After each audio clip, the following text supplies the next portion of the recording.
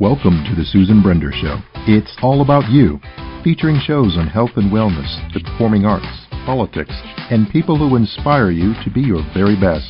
And now, here's Susan Brender. I'm Susan Brender, and this is the Susan Brender Show. You know, people pursue careers in the film industry. Now, my guest, he is one of the people who has done that, and he's done it because it's his passion. At least I think so. So I want to kind of get him to talk a little bit about his passion, why he pursued a career in one of the most challenging fields, what it was like to start a career and become a producer and then all of a sudden find yourself in a situation where somehow you were just eliminated. So there's a lot to talk about in this particular show. So I want to thank you for being on my show, Chad Halvorsen. So welcome also to my show, the Susan Brender Show. Thank you. Thanks for having me. Well, you know, Chad, at what age or time in your life did filmmaking cross from a hobby, and I don't know if it really was a hobby, but if it was, to something more serious? That was probably right around, it was about college time, because I had made some stuff when I was younger, just fooling around with the camera. I always liked having a camera, and I was always good with technology in general, so I was kind of the egghead of the family. But when I got to college, I was actually a criminal justice major, and I went to my first class, and I absolutely hated it. And I went to my advisor after my first class. I'm like, I picked the wrong major. And I know at 18 you're not supposed to know your major, but I felt pressured like I had to. And I ended up picking film because it was the only thing that interested me. I worked at a theater for a couple of years before I went to college, and I was like, yeah, film. Okay, cool. I just kind of took it blindly without even thinking about it, but it ended up being the best decision of my life. You know, that is one of the most difficult and one of the most competitive fields. So when you fell in love with it, did you think, oh my God, how am I going to make it happen? How am I going to become a success, make some money from this? Didn't you think about that? When I was 18, absolutely not. I think there's eventually we cross a line as we become adults into you eventually figure out what reality is. And I got my first job at 22, 23, and I started editing for a local company. And when you're in that setting, it was an agency essentially. When you're in an agency setting, you kind of are protected and you really don't worry about the money. And then you get laid off, and then you're like, oh crap, what about the money? Right.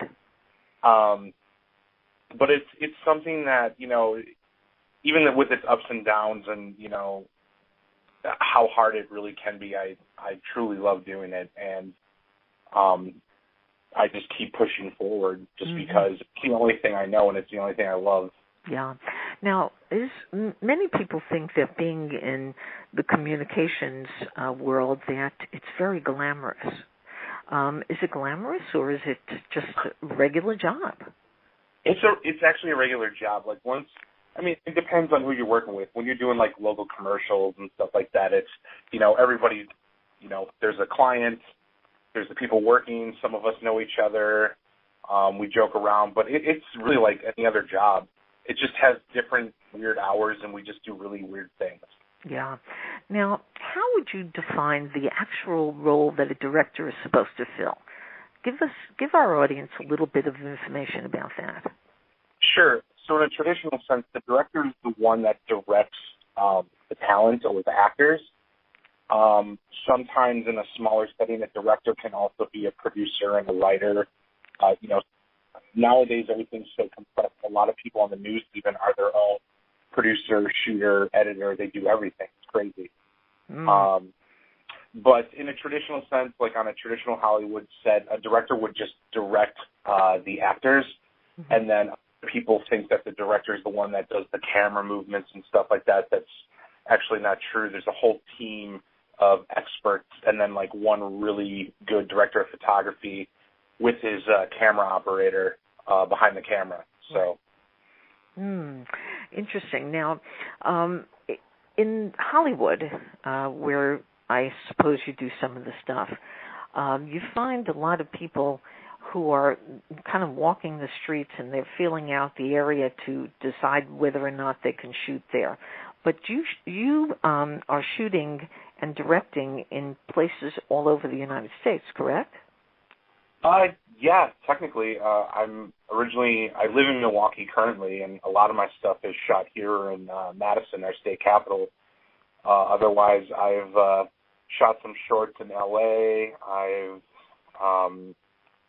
kind of been all over the place. One in St. Louis. And then if I'm not doing my own stuff, I get hired for jobs like in Louisiana or, wherever the work takes me. Yeah. So what limitations does a movie director have? An example can be that he works as an editor or a cinematographer as well as a director on a film. Is that possible? Oh, yeah, absolutely. So, like, with me personally, I do some directing, but my main focus is on producing and editing, and I started as an editor back when I was still in college. I kind of, pushed more towards editing because I understood it. Mm-hmm. And, for the first half of my career, I was nothing but an editor. But it's good because now that I'm starting to do my own things or I'm starting to be a producer or a writer or whatever, in my editor brain, I know how this is all going to cut together. So a lot of times I'll have ideas for the people shooting or, I can call out something and it'll make sense because I can see that edit, later on down the line. So are you a left-brain person or a right-brain person? Because you're very creative, and so I never. This is how unorganized I am. I never remember which one's which. Left brain. Well, I believe that the left brain. Now I could be wrong about this because I'm not sure either. I have to tell you because things kind of. Well, I don't know, but I believe that the left brain is somebody who is absolutely creative, and the right brain is somebody who is like sort of the middle of the road, But that said, I want to know what limitations does a movie director have so that he can kind of create a film that he wants to do. Is it the money? Is it the talent? What do you think? In my area specifically, in the Midwest, it's always money. There are a lot of talented filmmakers here. We don't get a lot of the big name stuff. We used to have film incentives. We had them for a year, but there was some infighting with our local government, and they ripped them away after a year. But neighbors like Michigan and Minnesota, Illinois, they all have great film incentives. So a lot of times people will just go there. Right. But there is a community here, a community of professionals, and we make do. But yeah, money is probably definitely the number one kind of thing. Whenever you're walking, I do it now. Like anytime I'm walking in, to a meeting or somebody's like, hey, I got this idea. I'm like, that's great.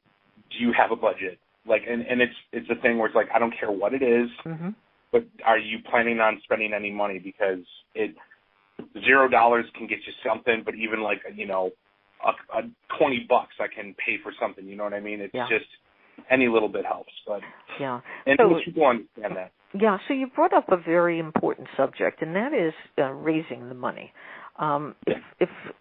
So think about this. If you was standing talking to college kids who are in communications courses, and you said to them, okay, listen, I have a passion, I have a love for what I'm doing in my filmmaking as a producer, as a director, as an editor, and but of course, if I want to raise money, how do you do it? Give our audience a little understanding of how one raises money for a film, especially if you're not like on the top. And when I say the top, I'm talking about Robert De Niro or Sundance, virtually all those places. So how does the process work? Well, I guess the easiest base hit way is doing crowdsourcing for crowdfunding. I mean, that kind of peaked, I think, a couple of years ago. And people still do it, and, you know, we've done it for a couple projects, and it works. It's just then you're held to your, I mean, it's one thing to be like, oh, yeah, people, you know, paid money and whatever, we're going to make this thing, but you actually have to make it. So I feel if something were to happen, like if I promised one guy, you know, $100,000 project and it blew up, or, you know, something bad happened and I couldn't deliver my product, I'd rather upset one person than upset, you know 2,000 donors for my short film. Yeah. Another way to, and like it works if you can manage it and you actually follow through. Another way is knowing your local community. There's, like in Milwaukee, there's different organizations that are all about promoting Milwaukee. So like if I've done a couple things where we've got some money donated from these organizations to do something that's Milwaukee-centric and would promote the city and stuff like that. A lot of times it's also going to the local art shows, going to the local film screenings. You know, a lot of people go to those, and especially people who just, you know, they have a portfolio and they have to donate X amount of money by the end of the year. Otherwise, you know, they don't get whatever. And they're super nice people. But yeah, you just have to rub elbows with people, and really, before you can do any of this, like, you really have to have a portfolio. I've been working on mine for you know, years now, and I'm just getting to the point where I can start doing bigger and bigger things. Sure. Now, so to make a film, even if it's a short film or a long film or an animated film, how much money do you need? I mean, it all depends on where you shoot. Like if you're in a state with film incentives, it all depends if you're going to pay your people. Like, you know, there's a lot of people that say, yeah, I'm shooting a film. Like I'm currently doing it now where it's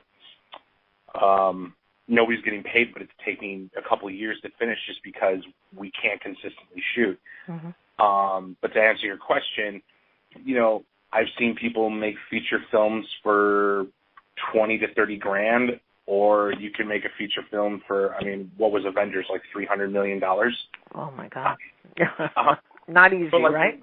Exactly. It's a wide gap, and that's why you have independent films. And, you know, we make a lot of shorts. That's our way of getting our stuff out there because shorts are contained. We can normally shoot in a weekend and then have a finished product. And we've been popular in festivals, and we're starting to get some legs on a lot of the stuff we've been working on. So it's been pretty great. Oh, that's good. Now, how relatively hard is it to make it in Hollywood, and what skills help this occur? Well, I guess I've never made it in Hollywood, so I don't know if I'm completely qualified to answer this question. But you see, I have faith in you that your movies and all the things you do are going to wind up in Hollywood. Sure. But nevertheless, yeah.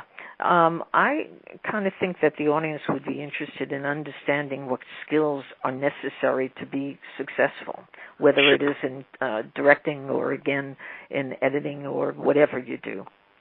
Yeah, and it really, what's great is Hollywood's great, but it's also very flooded with people trying to do the same thing. Like, the reason why I never went out there is I was never confident enough in my abilities because I knew there were going to be 100 people right behind me with the same skill set. But the great thing about where we're at digitally and how I can film from Wisconsin and send it into a festival in L.A., I don't need to be there to work. The great thing about L.A. is, you know, if you do get into that world, which is normally you have to be a production assistant. It's the lowest thing on the totem pole. Right. It's the person that gets coffee. It's the person that does all the work that nobody else wants to do. But you get to go on set. You get to see the different departments. So, like, there's camera department, there's grip and electric. And as a PA, you kind of figure out what you like. And then, you know, if you're good and you keep getting called back for these shoots, eventually the producer, the casting person is going to be like, well, hey, is there anything else that you were interested in? Or, you know, you could say, hey, I'm interested in working in the camera department. Could I be an assistant there? And that's how you move up, and that's how you learn. Right. Now, in terms of understanding the digital, what should we call it, the digital filmmaking process, is that difficult, much more difficult than it used to be? Because you really have to understand the computer and how it works and all the things that back it up. Digital filmmaking, is that the future? Is that now? Or is that going to be more difficult in the future, the whole notion of digital filmmaking? It's definitely the now. Most theaters that you go to don't even have original 35 millimeter projectors anymore. Mm-hmm. They're all just high definition projectors that are all digital. I miss film only because it had a very distinct look, and even if I was at the very end of when film went to digital, because when I was in college we had to edit reel to reel, they called it, mm-hmm. with a 16 millimeter black and white film, and that's when I first started to learn how to edit. And you literally have to cut with a razor blade. Wow. Where you want to cut, and then you take your other scene, and then you tape it over. Now, it would take me weeks to edit a 5-minute short for my final project. Sure. Now, I can literally shoot, take the footage, and have a final product within hours. How interesting is that? Wow. So it's more of a time saver than anything. Digital. It is a pain, but it definitely saves us time, and it allows us to be creative fast. Mm-hmm. Now, another thing is the films from, a long time ago, the Hitchcock films, for instance, they said that he had a style. That what happened was that he would shoot something in black and white, and then on sort of in the back was where the lighting came through the window, and so there would be lines. What today is different from what Hitchcock did? Today, everything's a little bit quicker.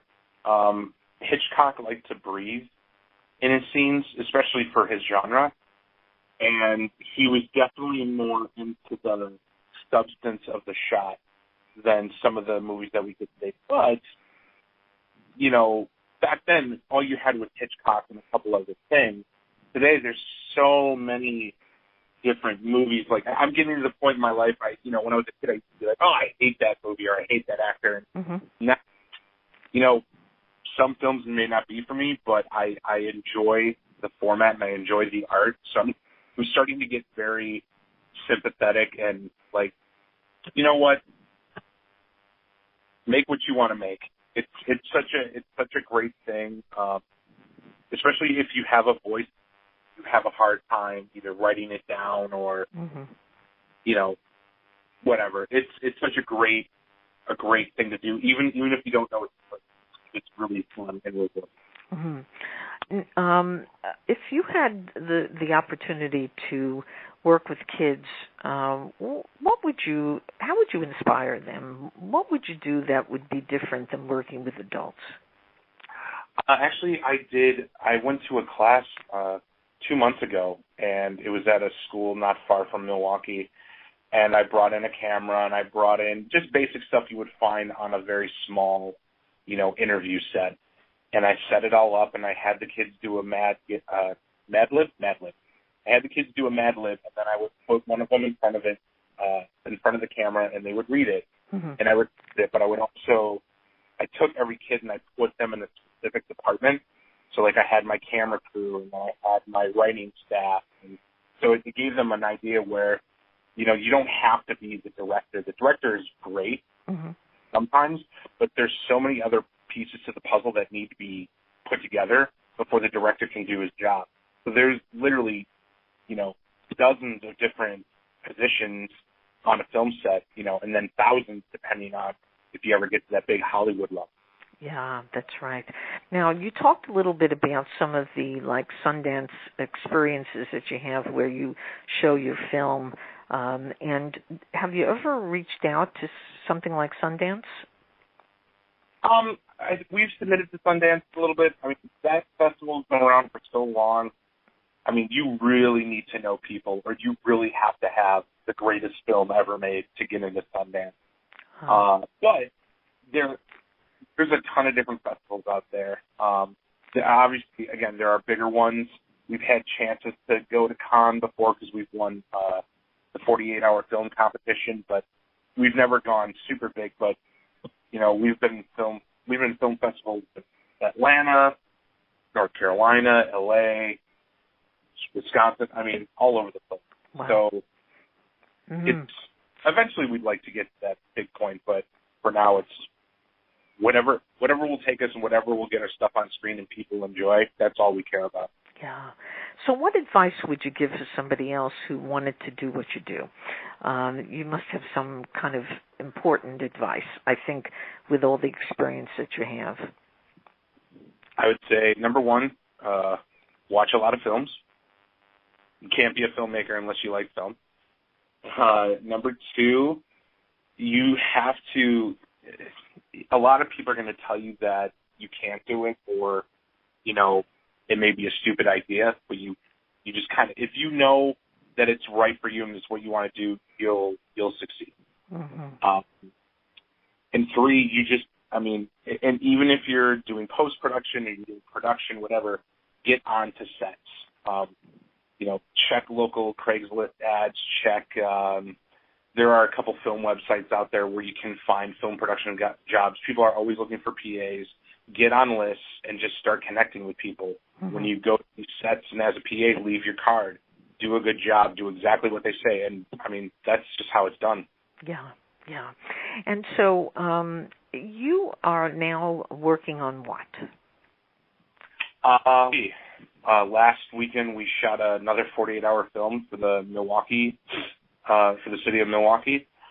So that's going to be showing next week Wednesday. And TC and I have to make a promo so we can tell people where to go and where they can see it. I was at a charity golf outing yesterday taking pictures, so I'm going through those currently. I have a couple editing gigs down the road, and then I'm taking a vacation next week. So I'm trying to get all the good for you.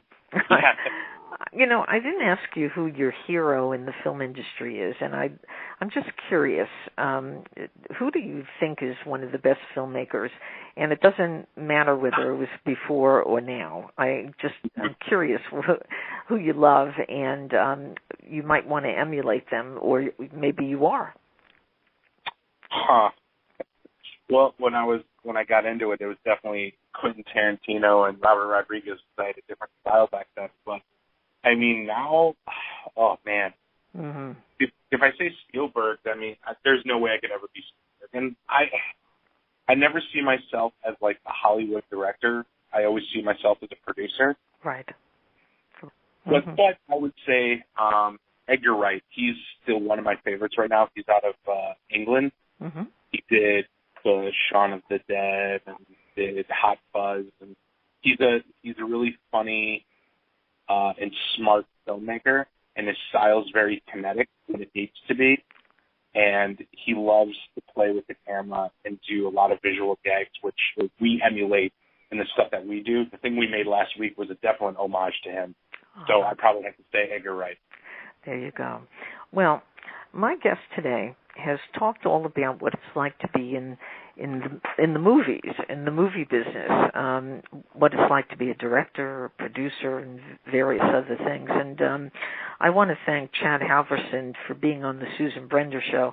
I think anybody who's interested in being in the industry ought to absolutely talk to Chad and see what he has to say. So, Chad, if people want to reach you, how do they do that? Well, you can check out my website. It's www.chadhalvorsen, and that's HALVORSEN.com. Otherwise, I'm also on Twitter at @LPunisher. And, I think that's it. Yeah, and I'd like to give my guests the last word. So what would you want to say to our audience, Chad? Is there anything that you think would make an impression on them? You know what? Even if filmmaking isn't your bag, whatever your passion is in life, you just got to go for it. If you spend too much time worrying about what ifs and, what could go wrong, you're never going to get anything done. Yeah, that's right. Well, again, thank you again, Shanna Halvorsen, for being on the Susan Brender Show. You were truly an inspiration to young people and to various people who do want to pursue their passion. So thank you very much. You're too nice. Thank you. Okay. Thank you for listening to the Susan Brender Show. To be a guest, email sebrender@yahoo.com.